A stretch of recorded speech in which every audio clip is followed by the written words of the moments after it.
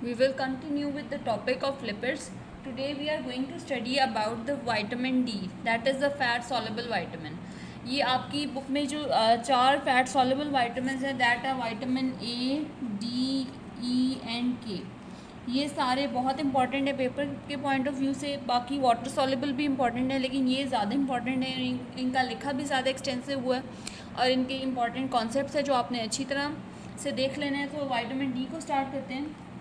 Vitamin D belongs to a group of sterols, यानी ये lipid family से belong कर रहा है. अब वाइटामिन डी का फंक्शन है is just like a hormone. अगर हम इसकी फॉर्म्स की बात करें तो एक है इसकी vitamin D two form, that is ergocalciferol. ये नाम आपने सारे याद रखने हैं. देन वाइटामिन डी थ्री की फॉर्म में भी हमें नज़र आता है, दैट इज़ पॉलीकैल्सीफेरोल. इसके अलावा वाइटामिन डी थ्री की एक बिल्कुल जैसे कह सकते हैं एंडोजिनस फॉर्म होती है जो कि हमारी स्किन में प्रेजेंट होती है, जो कि फर्दर वाइटामिन डी टू और डी थ्री में कन्वर्ट हो जाती है, जिसको हम कहते हैं 7-डिहाइड्रो कोलेस्ट्रॉल. देन इसकी फर्दर फॉर्म्स हैं. One is 25 hydroxy vitamin D three, यानी डी थ्री की आगे फॉर्म्स हैं जो हमारी बॉडी में यूज़ होती हैं. First is 25 hydroxy D three होगी तो polycalciferol, that is also called calcidiol. This is the storage form. इसके अलावा 125 hydroxy polycalciferol, this is also called calcitriol. This is the active form of vitamin D in our body. अब ये सारे नाम देख के आपने कंफ्यूज नहीं होना, इनको हम बारी बारी अभी स्टडी करेंगे तो ये आपके लिए काफ़ी आसान हो जाएगा. सो फर्स्ट ऑफ ऑल हम इसकी डिस्ट्रीब्यूशन देख लेते हैं कि वाइटामिन डी किस फॉर्म में डिस्ट्रीब्यूटेड है. First is the endogenous precursor. Precursor की अगर हम बात करें, जो हमने कहा था कि ये 7-डिहाइड्रो कोलेस्ट्रॉल है, this is present in the skin. Skin में इसकी कन्वर्जन हो जाती है when it is expose to the sunlight and then it is bound to the vitamin D binding protein and then converted into the active forms. Then इसके अलावा हमें एक sunlight से मिलता है और दूसरा है इसका डाइट. डाइट से हमें मिलता है वाइटामिन डी थ्री या डी टू भी मिल जाता है. डी टू बेसिकली प्लांट से रेलिवेंट होता है और डी थ्री हमें मिलता है from the animal source.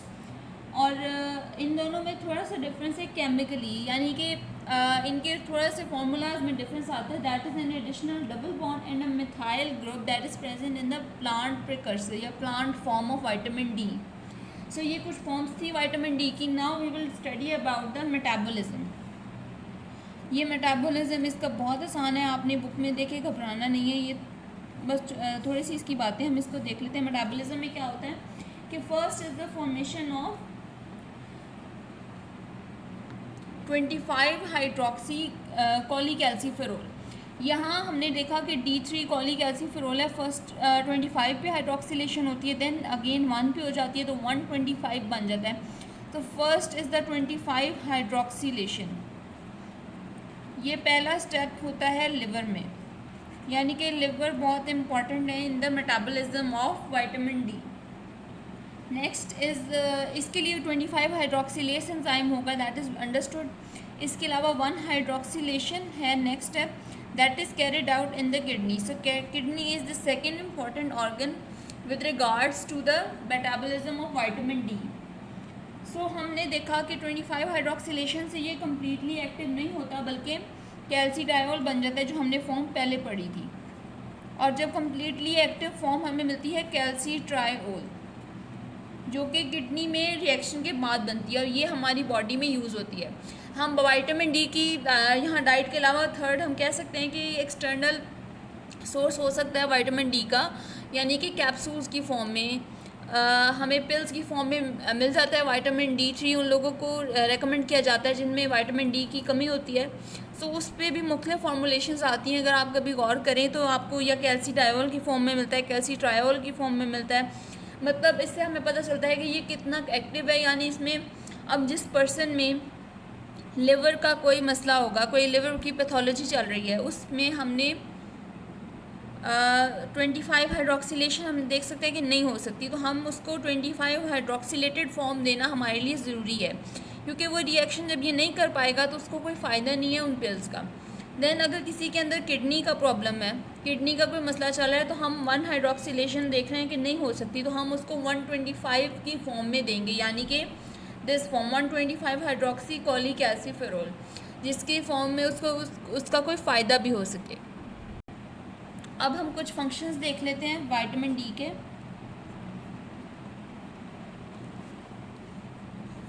Vitamin D के कुछ बहुत इंपॉर्टेंट फंक्शंस हैं, इसके इफ़ेक्ट्स हैं बेसिकली जो हमें 3 साइड्स पे नज़र आते हैं। अगर हमें साइड्स ऑफ एक्टिविटी भी पूछ लेते हैं फंक्शंस के साथ, तो हमें ये पता होना चाहिए यहीं पे इसका फंक्शन है, यही 3 साइड्स ऑफ एक्टिविटी हैं विटामिन डी के, दैट आर बोन्स, इंटेस्टाइन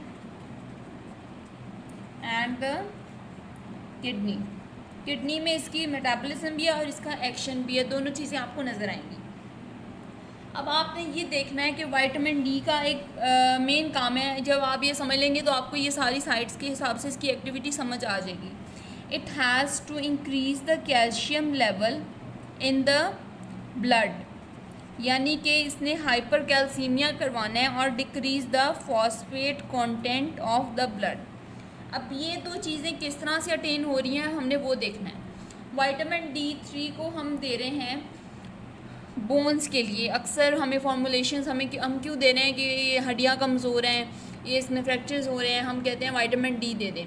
लेकिन विटामिन D का आपने ये बात याद रखनी है कि इसका उल्टा असर भी हो सकता है। उल्टा ये ब्लड कैल्शियम लेवल रेज़ करने के लिए आपकी बोन्स में से कैल्शियम निकाल के भी ब्लड में हाइपर कैल्सीमिया कर सकता है, तो उल्टा इफेक्ट हो जाता है विटामिन डी का। तो जब भी हम विटामिन डी देते हैं, ये क्लिनिकल क्लासेस के लिए भी ज़रूरी है कि जब हम विटामिन डी देंगे तो उसके साथ कैल्शियम की प्रेपरेशन देना बहुत ज़रूरी है। कैल्शियम की डाइट या कोई एक्सटर्नल सोर्स पिल्स की फॉर्म में हम कैल्शियम ज़रूर देंगे, ताकि कैल्शियम का लेवल सफिशेंट हो जब ब्लड में, तो इसको हाइपर कैल्सीमिया ना करवाना पड़े। तो एक्सेस जब कैल्शियम पहले ही प्रेजेंट होगा तो ये बोन्स में एक कैल्शियम की स्टोरेज करवाएगा। तो इन दिस केस बोन्स में कैल्शियम डिपॉजिट हो रहा है, बोन्स स्ट्रॉन्ग हो रही हैं।